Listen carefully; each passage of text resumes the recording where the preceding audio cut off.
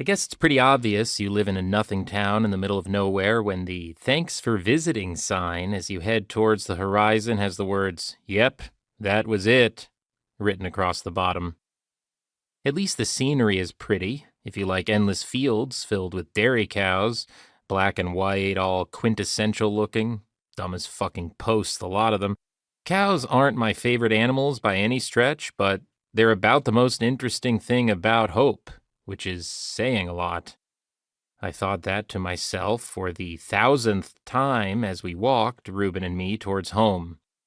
The highway split Hope right down the middle, and a train track that brought freight through twice a day split the highway in two, so the whole place was divided into 4 quarters.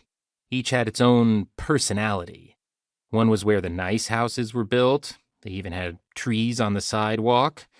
The one next to it was the affordable housing where the farmhands and slaughterhouse workers lived. Then there was Old Town, where the first buildings in Hope had been constructed back when it was a way station on the old Continental Trail. Some of the houses were still in use, but for the most part they weren't, kept as a living museum or something dumb. You could visit there, walk around what was once a western town. Used to be the center of Hope until the new railroad was built and the highway got put in.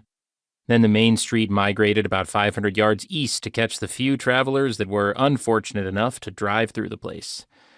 And squeezed in between rat-infested Old Town and the slaughterhouse was the Wides, trailer homes, where we lived.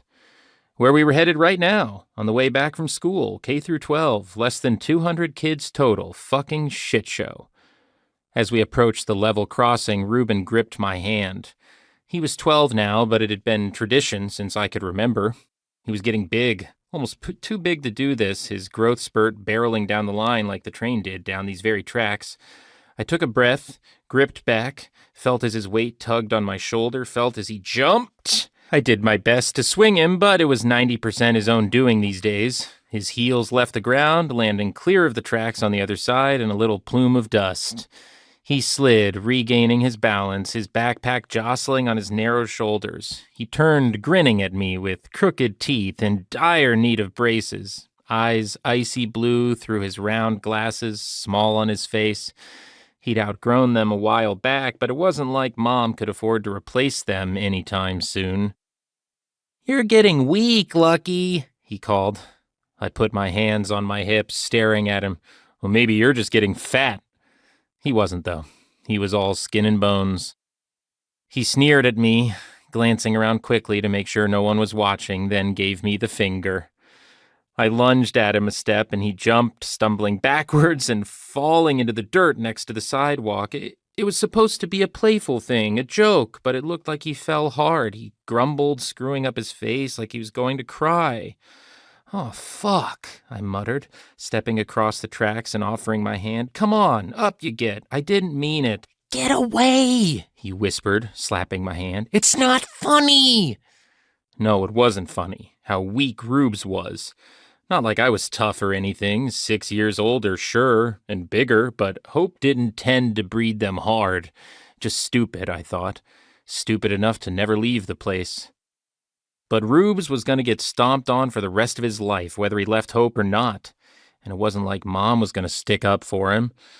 I was all he had. So, if he was stuck here, so was I. Eventually, he got himself out of the dirt and brushed himself off, his tatty thrift store flannel almost worn through in places. "You hungry?" I asked, lowering my head a little to try to catch his eye. "No," he said, almost sniveling. Jesus, I didn't even touch the kid. I had to swallow the urge to tell him he needed to man up. I'd done it before, and it only made things worse. "Yeah, you are," I said. "There's fish sticks in the freezer." "And French fries?" he asked, trying to remain glum, but brightening despite himself. I sucked air between my teeth. "Guess we'll have to see, won't we?" I said, knowing full well there was a box of the minute microwave shit in there, too.